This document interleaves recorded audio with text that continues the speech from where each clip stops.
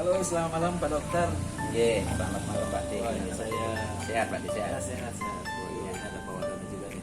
Ya, Kita ngobrol santai nih sama Pak Dokter. ya saya kira layak kelapa ya. Kelapa mudanya nih. Wah, ini juga serialnya juga nih. Wah, keren. Ini Pak Dokter, jadi kemarin saya sempat lihat YouTube-nya Pak Dokter. Wah, luar biasa, YouTube-nya semakin banyak. Jadi di situ Pak Dokter membahas tentang puasa. Kemarin itu kalau nggak salah puasa Terus yang rawat Pak. rawat ya. Jadi cara mudah bersehat dengan cara puasa. Jadi mungkin lebih lanjut saya pengen tahu lagi karena biasanya banyak nih puasa-puasa berikutnya nih. Iya, Puasanya kita sehat dengan cara yang mudah, yang murah. Mungkin bisa dijelaskan Pak Dokter. Wah ini anu nih, harus konsentrasi dikit ini. Nah ini keren ini. Ya tidak apa-apa lah ya, kita sambil santai Pak Dik, kita ngobrol Siap. malam ini. Kebetulan kita juga pada capek nih, tapi nggak apa-apa lah. Saya akan coba bahas. Jadi kemarin saya sempat membahas yaitu tentang bagaimana sih sehat dengan cara yang sangat murah, kemudian alami, tidak berisiko, karena memang itu sangat dibutuhkan oleh masyarakat kita ketika masyarakat itu mau gitu, sangat mudah dan alami, tidak berisiko. Itu artinya tidak berisiko dengan makanan-makanan sifatnya kimia. Jadi gini Pak, kemarin di YouTube saya kemarin itu saya membahas tentang puasa ngerowot ya. Nah hari ini boleh tak jelasin dah, karena ada puasa ngerowot, ada puasa ngambing, ada puasa ngalong, kemudian ada puasa mutih, kemudian ada puasa macam-macam sih, banyak puasa itu. Yang intinya juga saya melihat apa yang dilakukan oleh leluhur kita ini sebenarnya menjawab situasi kondisi tentang kesehatan di masa milenial ini. Nah hari ini dengan pertanyaan Pak D seperti itu, saya akan coba mengupas tentang puasa ngambing ya, yang itu juga pernah dulu saya jalani Pak, atau lakoni ya, itu beberapa tahun yang lalu. Bahkan hari ini pun pola makan saya sering seperti itu. Nah puasa ngambing ini itu adalah puasa yang dilakukan oleh para leluhur tempo dulu. Untuk salah satunya juga setelah saya pikir secara logika, puasa ini untuk menyehatkan badan. Nah terkait dengan sakit penyakit apa gitu.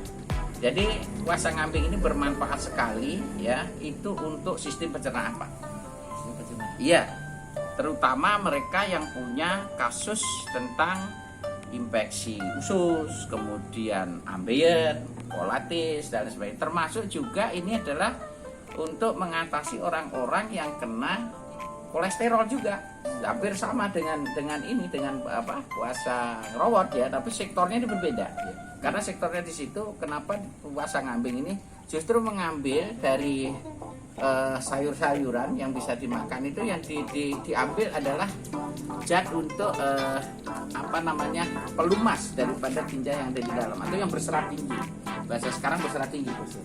Ya. Kemudian yang kedua, kalau kita perhatikan di unsur daripada puasa ngambing ini, yaitu dengan memakan daun-daunan ini, di situ banyak zat obat. Vitamin ada, terutama vitamin K, vitamin E, kemudian vitamin C yang ada, kemudian enzimnya ini banyak banget.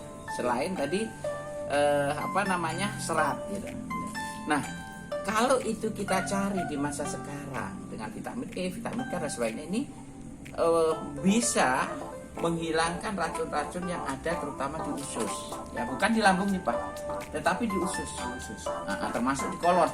Orang yang menderita ambeien, susah buang air besar, atau sampai pendarahan, kolitis mungkin, atau sampai pada tingkat di situ ada yang namanya kanker kolon dan lain sebagainya. Tetapi puasa yang dilakukan oleh leluhur ini sifatnya adalah preventif, yaitu pencegahan. Nah itu, jadi pencegahan itu. Nah kandungan-kandungan yang saya perhatikan itu seperti tadi, ada enzim, kemudian ada berserat tinggi, kemudian ada vitamin E, vitamin K, seperti itu. Bahkan vitamin C-nya juga ada. Bahkan untuk memperbagus kulit kita ada di situ. Nah, puasa ngambing ini dilakukan oleh leluhur kita, yaitu untuk membersihkan atau memberi nutrisi terhadap organ tadi itu, supaya organ itu tidak bermasalah gitu. Nah, cuman ini sudah langka banget Pak. jarang dilakukan lah. Jarang dilakukan, kecuali saya ya. Kecuali saya memang sering lakukan. Saya makan sayur seminggu. Ketika badan sudah mulai tidak enak, ada keluhan di situ, saya lakukan itu, Pak. Dan luar biasa. Kalau Pak melihat saya ya, astagfirullah, alhamdulillah saya itu sehat. Berarti puasa kambing ini maksudnya kita makan sayur-sayuran saja. Betul. Cuman ini ada batasan, Pak. Daun-daunan loh. Ya, tidak seperti puasa ngerowot. Kalau puasa ngerowot itu boleh dilakukan dalam jangka waktu lama, mungkin 1 bulan, 40 hari, bahkan tetapi kalau puasa kambing ini nggak boleh, sebab tubuh kita tetap juga akan butuh karbohidrat. Gitu. Nah, ini ada batasan. Ketika kita mulai sudah ada kasus yang seperti saya sebutkan tadi, sesuai dengan pengalaman, ini cukup dilakukan paling lama itu seminggu. 1 minggu. 1 minggu, ya. Jadi 1 minggu itu makan itu. Nah, kenapa harus dilakukan seperti itu? Karena kan kita masih ada juga pengendapan karbohidrat yang untuk memenuhi kecukupan 1 minggu atau lemak yang 1 minggu. Tapi kalau ini diteruskan, ini juga nanti bermasalah pada tubuh kita.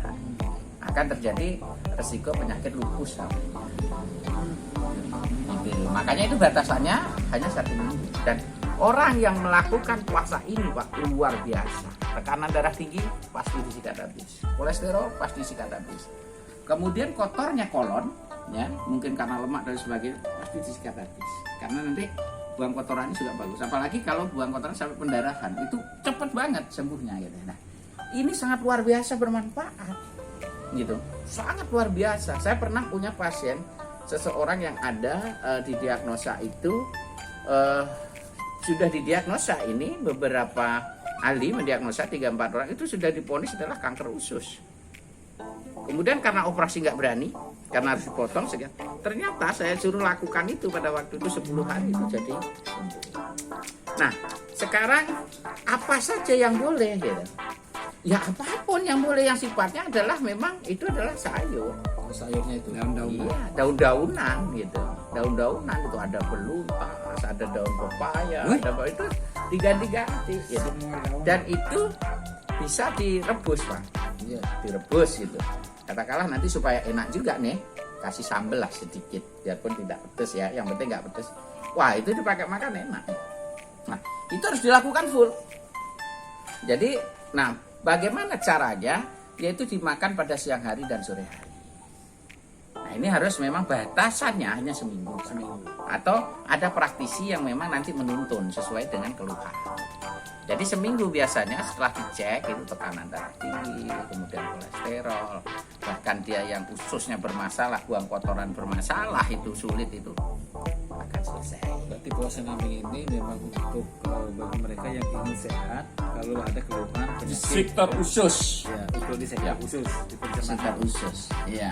Tapi pada saat ini kalau kita mau melihat, ya orang sakit itu dengan makanan sekarang dan pola pikir sekarang ini, ususnya pasti bermasalah. Maka kalau melakukan puasa kambing ini sangat luar biasa. Nah, saya sering bertanya kepada para orang-orang tua ya, saya perhatikan, saya teliti gitu. Jadi itu dilakukan kadang-kadang sambil minum ini, Pak. Dan minum ini serta minum air rebusan dari air sumur atau air sumber langsung. Jadi itu saja selama seminggu. Nah mungkin Pak D akan bertanya, Pak, ketika seminggu gak makan nasi apa gak lemes? Tidak.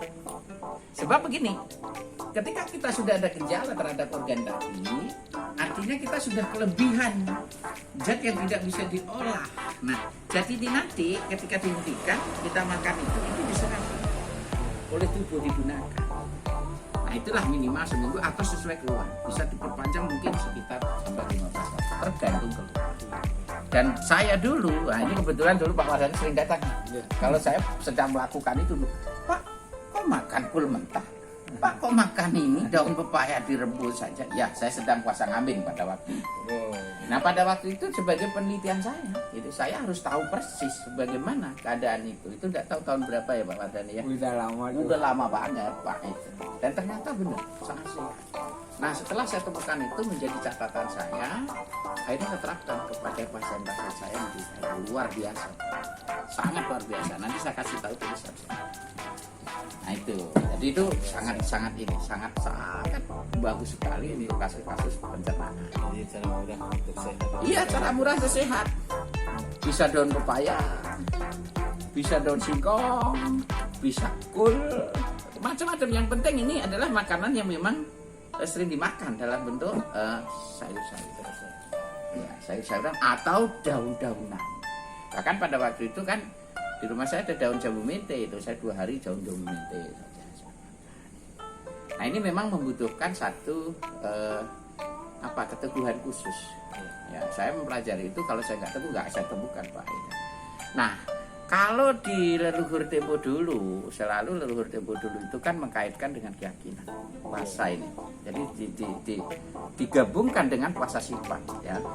Karena juga selain dari makanan, beliau sudah memprediksi bahwa penyakit itu timbulnya dari rasa angkuh, rasa iri, rasa dengki, ini rasa sombong, egoisme yang luar biasa. Nah ini juga oleh beliau ditekan. Jadi kalau melihat itu, beliau itu sudah mengajarkan pada kita ada 2 sektor kecerdasan yang luar biasa. Kecerdasan intelektualnya diajarkan dengan pola makan, mengatasi untuk kesehatannya. Kecerdasan spiritualnya adalah memanajemen, yaitu tentang emosi-emosi tadi yang membuat tubuh ini menjadi sangat kaku. Jadi kekakuan seperti rasa emosi, angkuh, iri, dengki, dendam, dan lain sebagainya ini beliau juga pelajari. Berarti sektornya adalah sektor spiritual, sektor rohani. Nah, di masa beliau itu berarti beliau sudah lebih cerdas dari kita. Gitu. Nah, seandainya di zaman milenial ini kita bisa kerjakan itu, yang kita lawan dengan kasus-kasus akibat pola makan yang memang sekarang berdunia tinggi dan sebagainya, itu luar biasa. Jadi mungkin itu sih Pak D yang bisa saya jelaskan dengan puasa ngambing ya. Jadi perpaduan antara manajemen pola makan dengan kasus itu, kemudian dengan sifat. Jadi itu ditekan kedua-duanya. Nah, inilah yang menyebabkan kenapa orang-orang dulu tuh umurnya panjang-panjang gitu. Nah, itu sedikit penjelasan tentang puasa kambing. Monggo silakan Pak kalau mau tanyain lagi kalau memang ada. Pak Wan ada pertanyaan mungkin? Cuma yang dimaksud sayuran hijau apa seperti kalau umbi, wortel? Ini umbi ada di pada puasa ngerowot Pak. Oke. Ini khusus ya di daunan ya. Iya. Oke. Wih, metode ini sudah ada sejak dulu ya. Sudah dulu lagi, dulu sekali. Dan minumnya Pak, selalu saya bertanya kepada orang-orang tua sebagai bahan kita, selalu minumnya adalah air kelapa. Kalau nggak begitu adalah air yang direbus atau mereka buat air yang ditaruh di atas atap. Tapi di botol dia dipanaskan itu. Tapi kita kan nggak mungkin itu. Oke lah, air kelapa ada sekarang. Kemudian air putih yang sudah bagus ada. Kenapa tidak dipadukan? Nah seperti itu sih Pak. Oke, itu siap. puasa ngambing. Jadi terima kasih Pak Dokter. Jadi sudah memberikan penjelasan tentang puasa ngambing. Jadi cara mudah dan murah untuk sehat. Jadi dengan makan sayur-sayuran. Ya mungkin saya tambahkan Pak, sayur-sayuran saat ini harus dipilih memang sayur-sayuran organik. Oh yang organik. Kalau Iya, sayuran nggak yang boleh. yang Iya. kimia-kimia ya. Betul. Bahkan saya dulu Pak ya, itu pernah makan embung toh. Ya embung ini 2 hari, saya makan kul 2 hari, makan daun pepaya 2 hari. Tetap itu saya rebus, saya masak, tapi tanpa apa? Tapi saya lihat suatu waktu Pak Anjar makan gini ya, buah buncis yang muda itu mentah-mentah. Nah itu seperti itu, boleh itu. Kambing tok ini bawanya. Itu sama kan nih, pernah lihat itu. Saya katakan aku puasa kambing, ya gitu kan. Selama kurang lebih 10 hari itu waktu, 10 antara 15 hari Pak. Kalau Itu kita sebagai kalau bahan tidak penelitian direbus dan kan tulisan. tidak. Dan itu enak di badan Pak, ringan banget, sangat ringan. Setelah seminggu itu sudah sangat ringan. Itu cuma batasannya yaitu ya kalau seminggu saja pada tingkat umum. Kemudian kalau memang ada kasus harus ada praktisi yang menuntun. Oh iya, Kalau sampai 15 sekali hari. itu. Ya, karena nanti kekurangan zat lain juga bermasalah. Nah mungkin itu yang bisa saya sampaikan. Kalau nggak ada pertanyaan lagi, mudah-mudahan penyampaian saya ini berguna. Nggak ada ya Bede ya? Wow, Ya. sangat berguna. Nah, terima kasih atas segala perhatiannya Bapak-bapak ya, Pak Mati dan Pak Wardana. Kemudian saya juga mohon maaf karena ini pengetahuan memang pengetahuan umur dulu. Siapa tahu nanti ada yang memakai monggo ya. Jadi kurang lebihnya saya mohon maaf. Terima kasih. Oke, salam sehat, sejahtera dan bahagia. Top. Top. Ya. Sehat. Wih.